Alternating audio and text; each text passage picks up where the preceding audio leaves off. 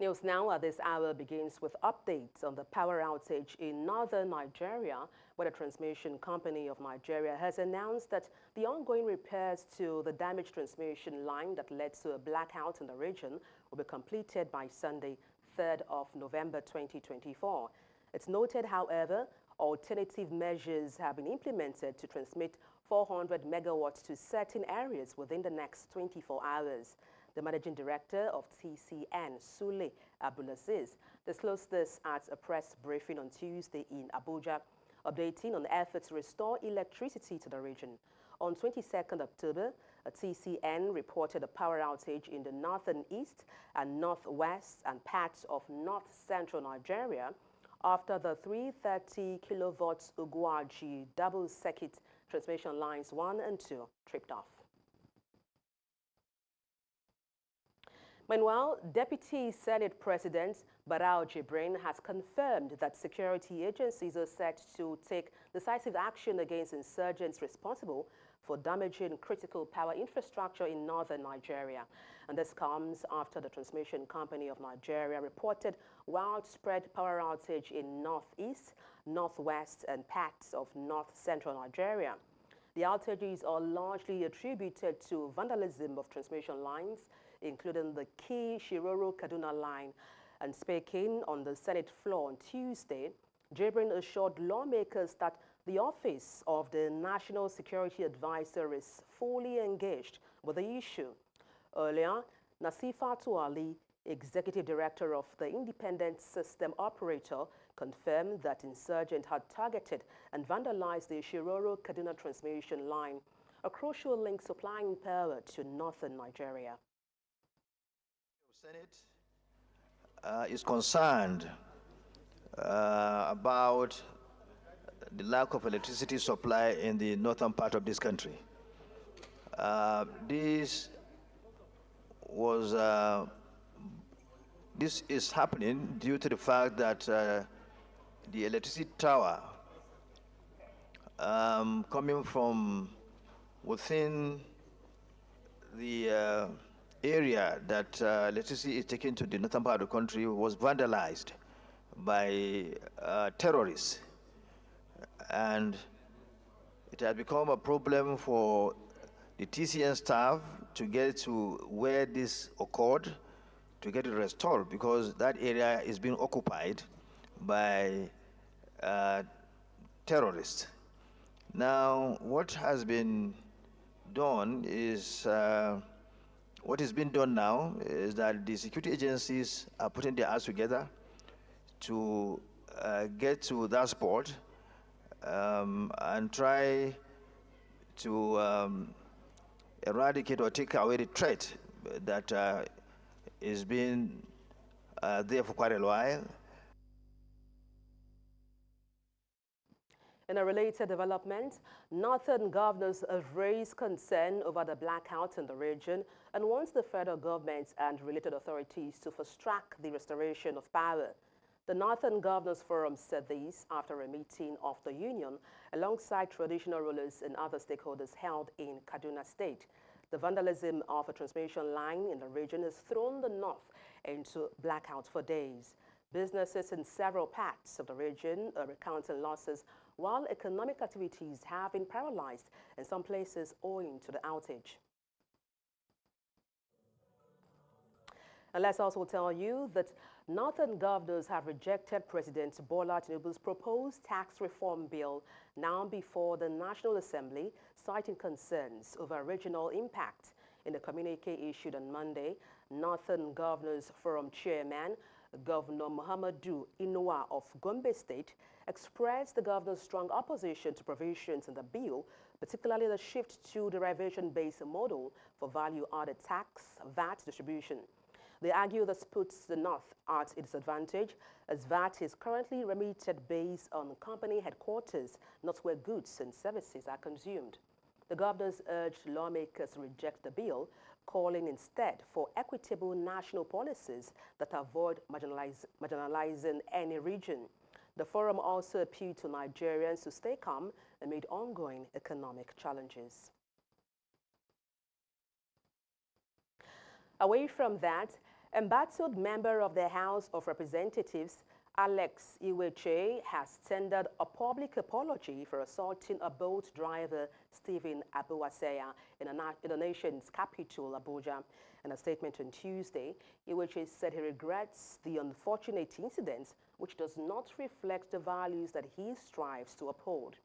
The lawmaker also apologized to the Inspector General of Police for his unintended disparaging remarks. In a now viral video, the House of Representatives member was seen slapping the boat driver. Meanwhile, the House of Representatives has urged Nigerians to wait for the outcome of investigation by the police. On Monday, the Federal Capital Territory FCC Police Command detained and quizzed Iweche at the Maitama Police Station over the incident. In a significant breakthrough, efforts are intensifying to capture the mastermind behind a human trafficking ring that smuggled teenage boys from Lagos, Nigeria, to Ghana under the false promise of job opportunities. The Ghanaian security forces launched the raid after a thorough investigation spearheaded by News Central, which led to the discovery of the boys and arrest of one syndicate member. This action follows an earlier report from News Central highlighting a heartfelt appeal from the mothers of Daniel and Zio, two teenagers from Ikota Resettlement Estate in Lagos State. The mothers pleaded for swift action after their children were lured away by unidentified individuals with fraudulent job offers. The boys have since been successfully rescued by Ghanaian police. News Central's Marsha Onoye was on the news earlier and gives this update.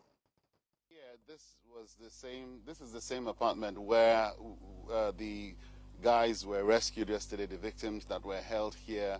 Some of them, we hear they were kept since May, while the Nigerian boys who were taken over a month ago, and they were kept in this place. And usually, we came this morning to have a chat with the neighbors to find out how this place has been existing without no notification to the police, and they have not been aware that people were being held hostage in this place and fraudulent activities happening here.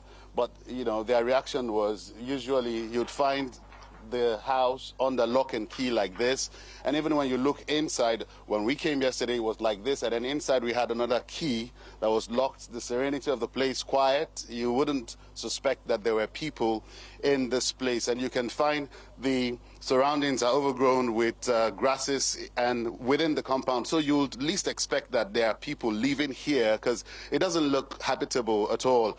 The windows were closed, but for the communication we had established and the tracking we had established with the victims in there, we knew that there were people obviously in there, and so the police had to break this to get access to the compound, and then eventually we got access to the guys who picked up a commercial sex worker. She was a commercial sex worker, and she had just finished, running one of her, one of her clients, and then returning back to whom Kofi had come to know as her madam. And he's saying that some of these girls are trafficked from neighboring African countries and brought here to Accra, Ghana, and subjected to commercial sex works and 419, Yahoo, what we call in Nigeria, in our local parlance, online fraud. And so, yeah, what we've also come to know is that these persons, some of them might not have been unaware of what they were coming for, while most of them were brought here in the guise of getting a job in a corporate organization before being subjected to the treatment they eventually get. And to unpack this, we're joined by NAPTIP Lagos Zonal Commander, Comfort Agboko. Good evening, glad to have you join me on the news. And thank you for having me. All right, I'll kick off by asking what your thoughts are on people being lured in guise of employment. Let me start by defining human trafficking. Human trafficking is the recruitment, transportation, movement of persons from one place to the other under the guise of, it could be force, it could be deceit, for the purpose of exploitation. We have three elements.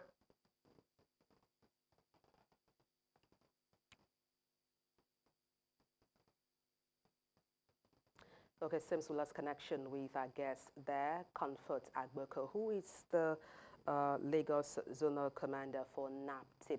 We'll try to connect with her. We'll thank her for her time all the same.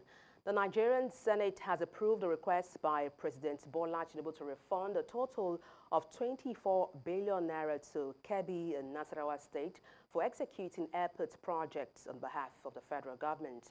The upper legislative chamber approved Tinubu's request following the submission of a report of the Committee on Local and Foreign Debts on the Promissory Notes Program for the refund to the states on a newly constructed airport project. Senator Manu Haruna, representing Taraba Central, presented a report on behalf of the Committee on Local and Foreign Debts.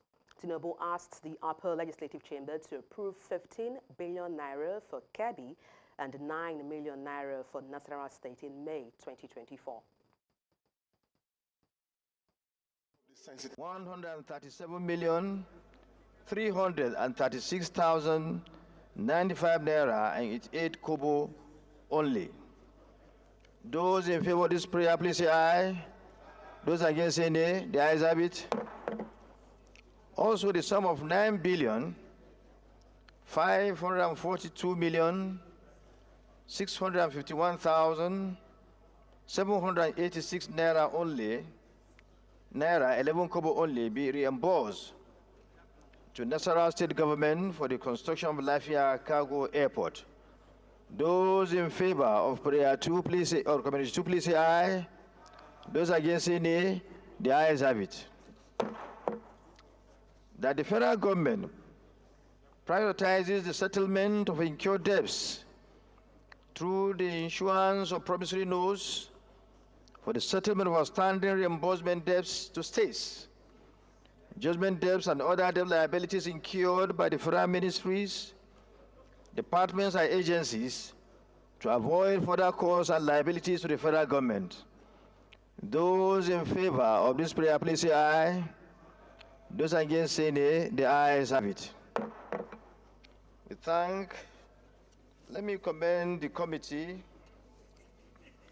for a job well done, as the report was properly put together in the best manner possible. I understand our guest has reconnected, and that's Comfort Agboko, who is the Lagos Zonal Commander for NAPTIP. You were sharing with us, what your description of human trafficking is before we had that disruption. What I want to say is that we discovered that a majority of Nigerians are being trafficked within the country and outside the country, most especially to other African countries like Ghana, Libya, Mali, Republic of Benin. And we discovered that the group of persons that are being trafficked are mainly teenagers and children. For the past 3 weeks, we've been receiving victims of human trafficking from Ghana, that is for girls. And also for the boys, that is the teenagers. They are being trafficked for internet fraud, which is popularly known as 419. And these traffickers, they lure these victims through the use of coercion, force, deceit, abduction at times, for the purpose of exploitation.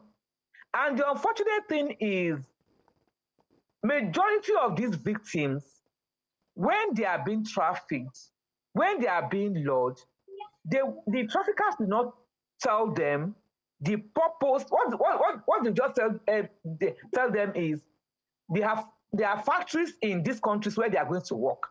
It is when they get there, they either indulge the girls in sexual exploitation, forced prostitution, and the boys will be threatening that if they refuse to cooperate in learning internet fraud, some of them will be killed, some of them will be beaten mercilessly, some of them will be deprived of food. They will not give them food for some days, and they will not have option than to do what they were asked to do. For the girls, some of them, even some of them that are virgins, they'll be disvirgin forcefully. And they will even go to the extent of taking them for oath taking, so that they will not be able to confide in anybody.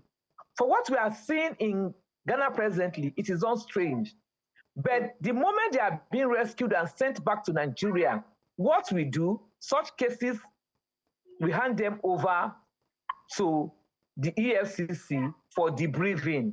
And during the course of debriefing, the EFCC may end up being able to trace their traffickers or their exploiters to them. Thank you. Mrs. Agboko, just to chip in there, you talked about a particular age grade, and that's teenagers being easy prey to be lured, in such guise of job opportunities. What then efforts is NAPTIP making to raise awareness about human trafficking? We have a department in NAPTIP that is being replicated in all the zonal commands and state commands as units. For instance, in Lagos Zonal Command, we have the public enlightenment unit, and on a daily basis, we go to different places. We go to the general public, like the markets, the schools, and public places.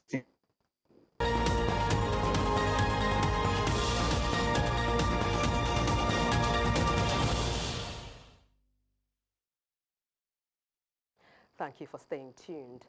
The Federal Competition and Consumer Protection Commission, FCCPC, has issued a strong warning to banks over the ongoing disruptions in online banking services, cautioning against violation of consumers' rights. FCCPC's Executive Vice Chairman, Mr. Tunji Bello, stressed in a statement on Tuesday that the FCCPC Act entitles consumers to seek redress when services fail to meet required standards.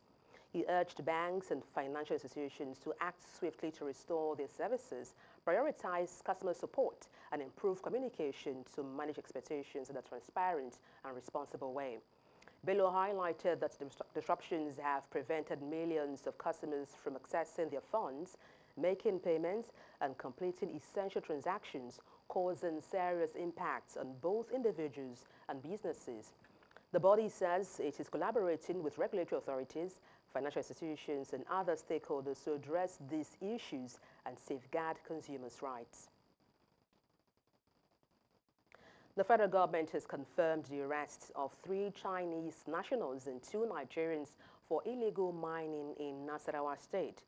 Minister of Solid Minerals Development, Dele Alake, announced on Monday that the suspects were caught at an illegal site in Rafin Gabas Kokona local government area by the ministry's mining marshals. Alake stated that the suspect had been unlawfully mining fluorite, zinc, lead, and tin since December 2021, ignoring multiple orders to legalize their operations. This unauthorized activity, covering 5 mining units, has led to significant revenue losses.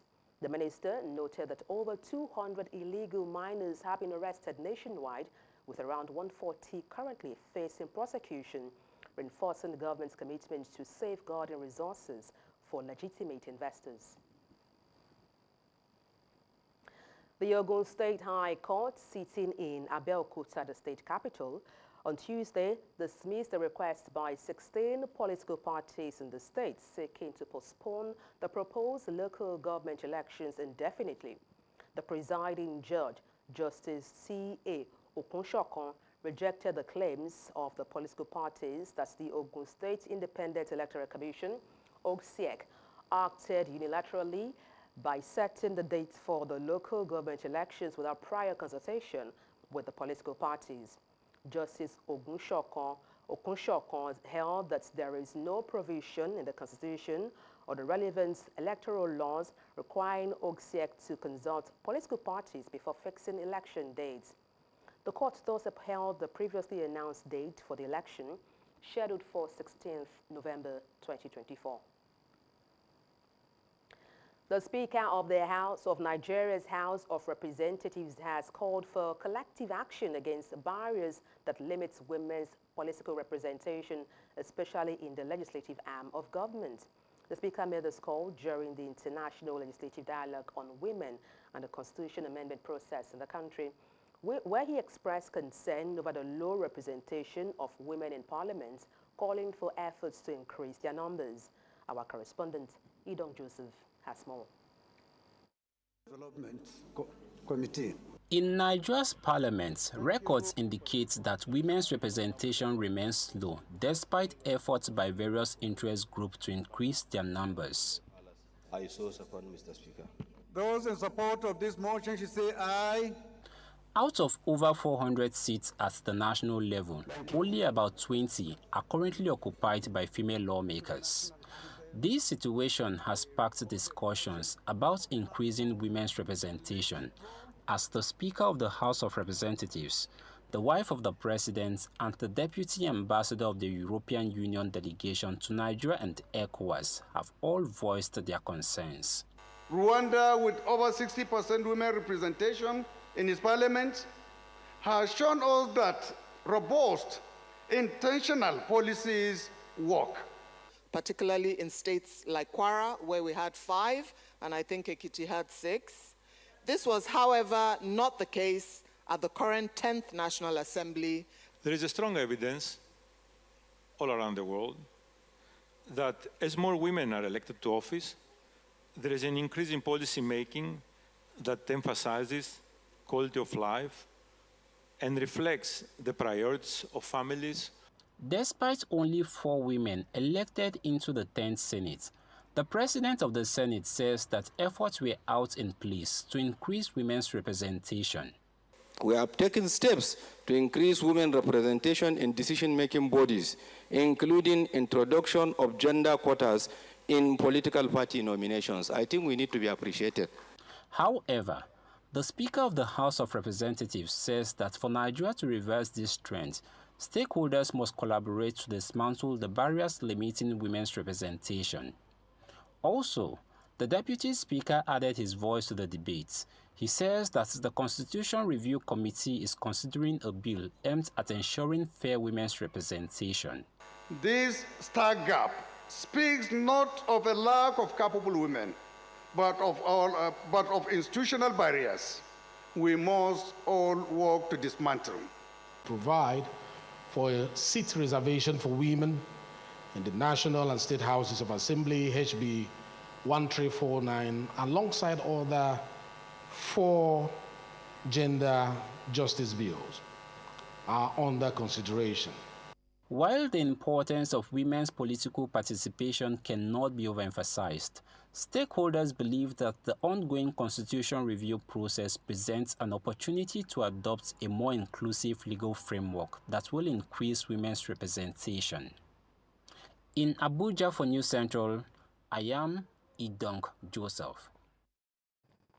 And now to education matters, where Nigeria's federal government has tasked all students of unity schools to be beacons of hope and unity in the country. And this was during the recently held annual general meeting of Unity Schools All Students Association, which held in the nation's capital, Abuja, with the theme, Education and National Unity, Our Shared Responsibility. The head of service of the Federation, who was in attendance, assured the old students that the federal government is currently upgrading infrastructure in unity colleges around the country and also focusing on teacher development and training. Other members of the association assured that issues facing unity schools will continue to be their focus. The federal government is actually doing a lot to bring these unity colleges back to what they used to be. So they're looking at the infrastructure, they're looking at the curricula, they're looking at the teachers, they are training the teachers, they're looking at so many things that would actually revamp the unity colleges. And I must commend the federal government for what they're doing. But like I said, USOSA also needs to do more. For the 43rd time in the life of this organization, we're meeting here in Abuja again to look at the issues and take action about them, on them. Issues around unity, issues around peace, issues around nation building, but very importantly, issues around the learning economy, the secondary schools in Nigeria, public schools, which we hope to, through these platforms like this, to raise issues and provide solutions that will help the government in improving the quality of the schools. Through the resources the talent and the time that alumni have of Unity Schools. We're putting so much back into the system by way of our own volunteering. And we think through that, with the collaboration with the federal government as well as with other stakeholders, we'll be able to make a difference. So while there may have been deterioration, there is also a very deliberate attempt by alumni and through alumni associations to help to revamp these schools. And that's why we're here. It's a legacy I believe Nigeria cannot afford to throw away.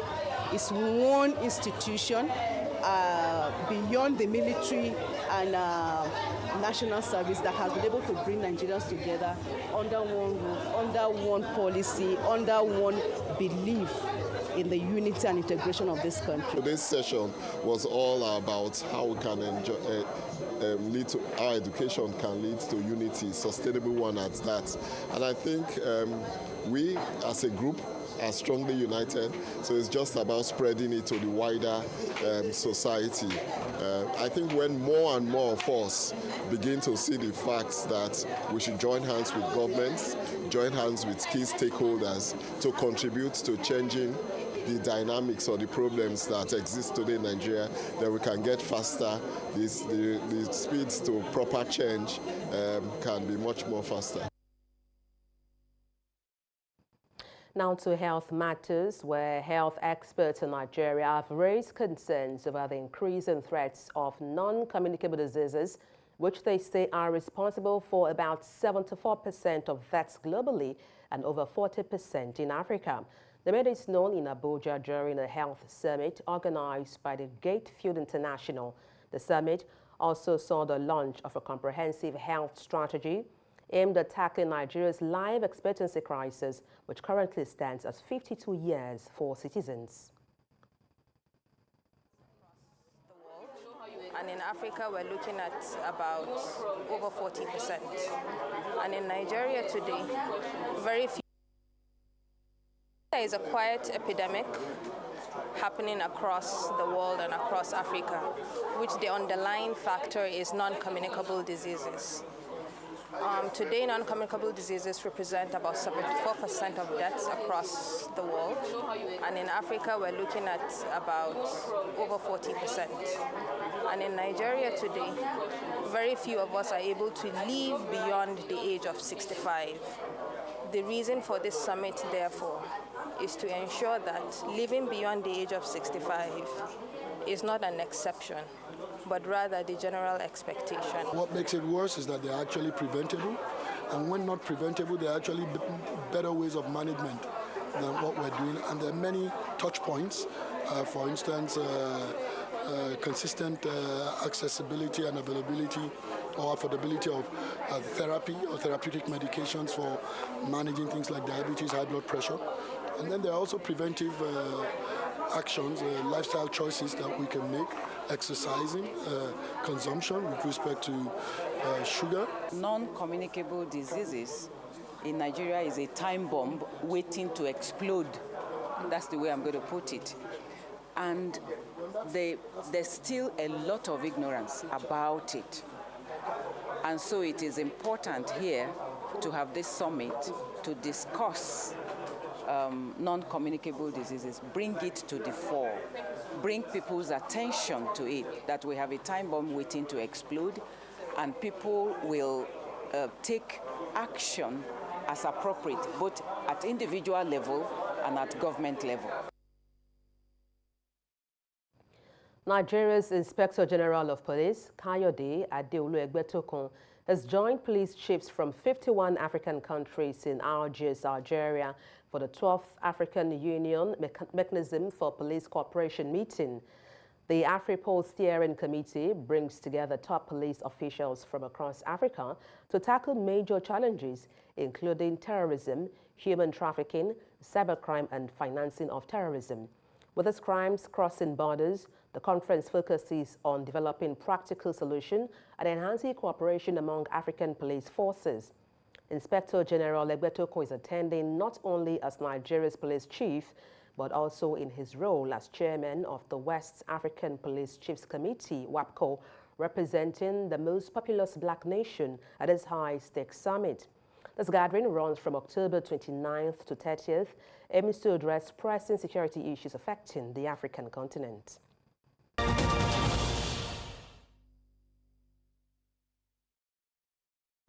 Thank you for staying with us. Still in the West, Guinea's ruling junta has put the nation's political landscape under intense scrutiny, placing the three main opposition parties under observation and dissolving 53 others in what he describes as a sweeping political cleanup. This latest move, called the political parties evaluation, comes just 2 months before the junta's promised deadline to return power to civilian rule, a pledge it made under significant international pressure.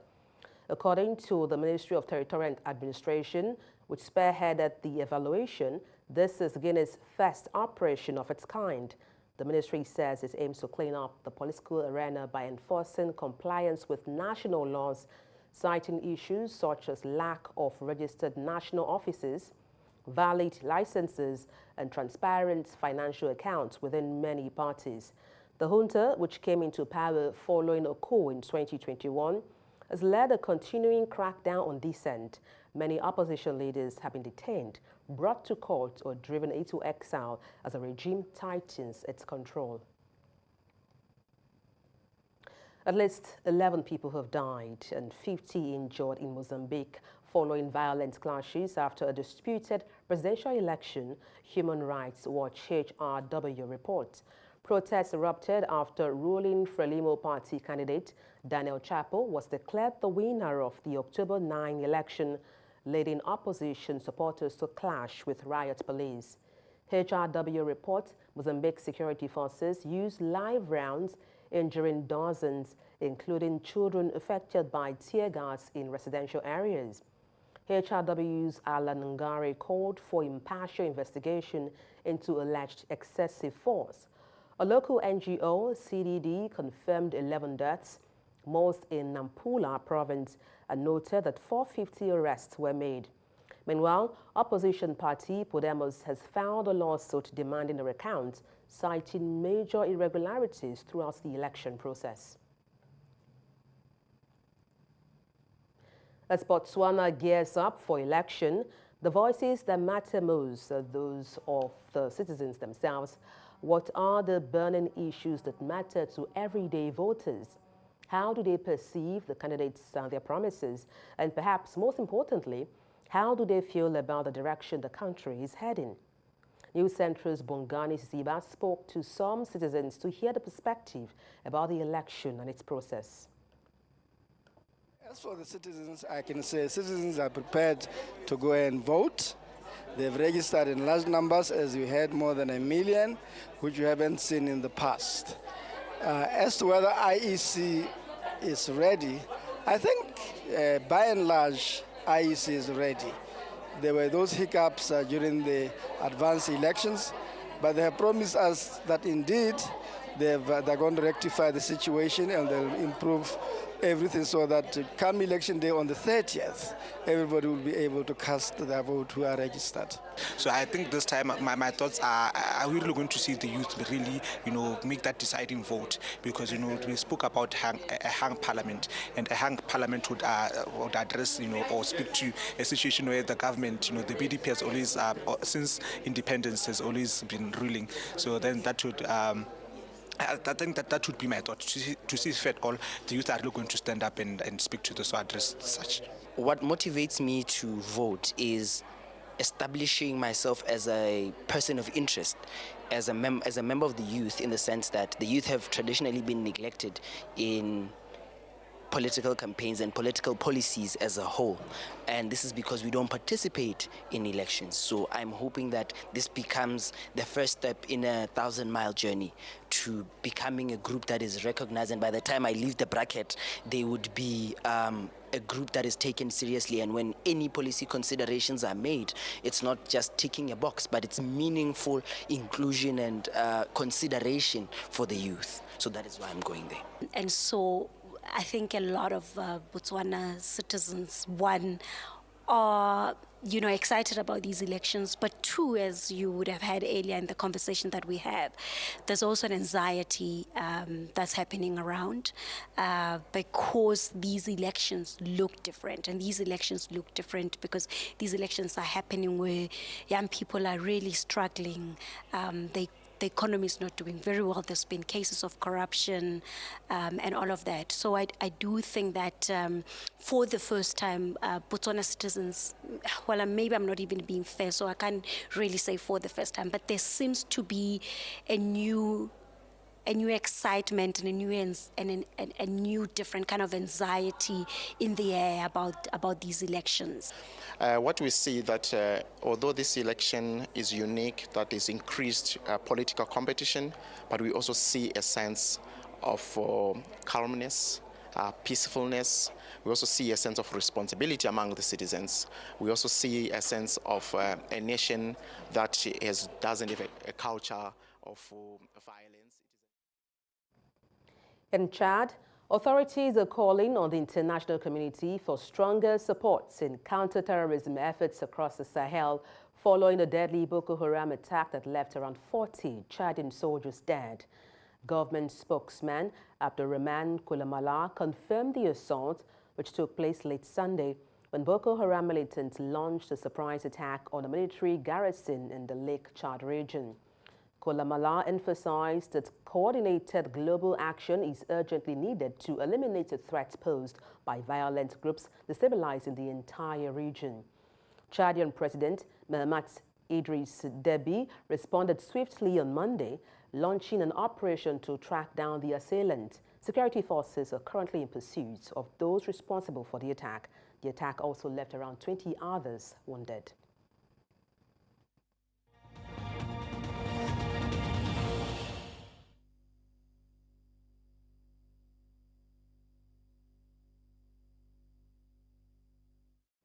Yemen's Iran-backed Houthi rebels have confirmed a drone attack on southern Israel on Tuesday, confirming an earlier report by the Israeli military. According to Israeli military, the drone fell in an open area of Ashkelon, north of the Gaza Strip, where the Israel-Hamas war has been raging. Meanwhile, the Houthis claim the attack was carried out with a number of drones that have successfully achieved their objectives. The group also claims responsibility for missile attacks on 3 ships in the Red Sea. The rebels, part of Iran's resistance against Israel and the United States, have periodically fired drones and missiles at Israel during the Gaza war, eliciting hit back from Israel.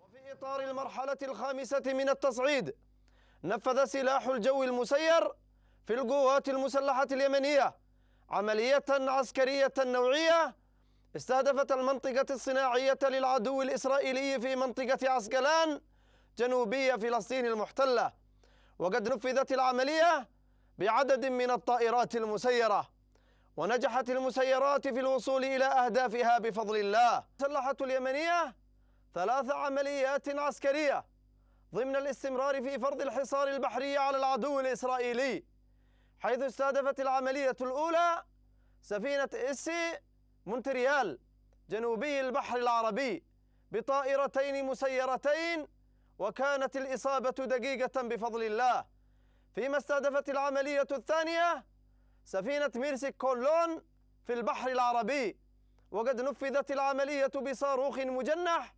محققا إصابة مباشرة بفضل الله.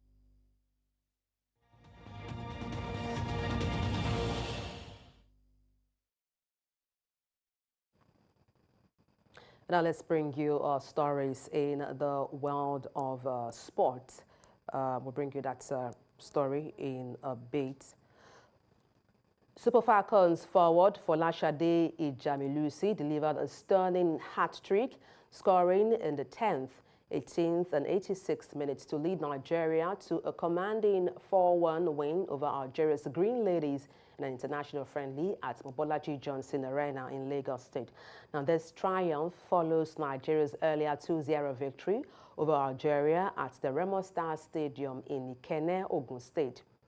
Alache Wasali found the net in the 42nd minute, offering a brief glimmer of hope for Algeria, But it wasn't enough to overcome the Justin Madugu-led Super Falcons, who continued their winning momentum.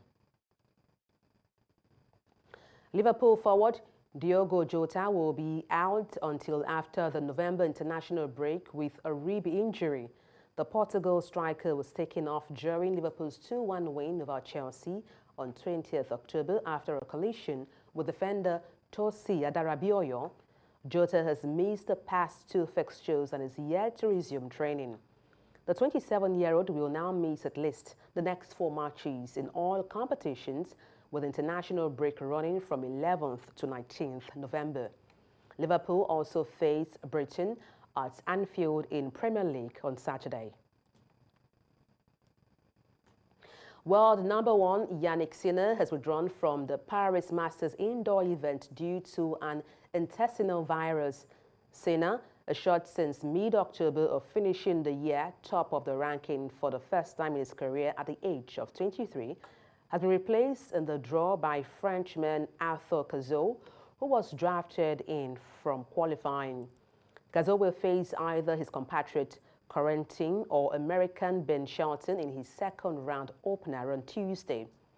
Organizers have said Sinner was suffering from an intestinal virus contracted before he arrived in Paris.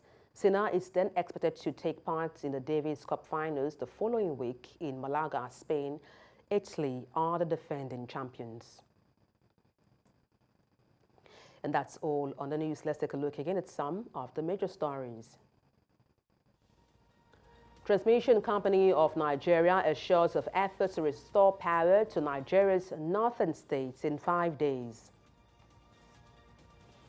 Court dismisses requests by political parties to cause postponement of local council elections in Ogun State. As protests continue over the outcome of Mozambique's election, 11 people have been killed in violent clash with police. You can watch News Central live on DSTV, channel 422, Star Times, channel 274, Avo TV, and YouTube. Many thanks for watching. I am Adebola Adedugba.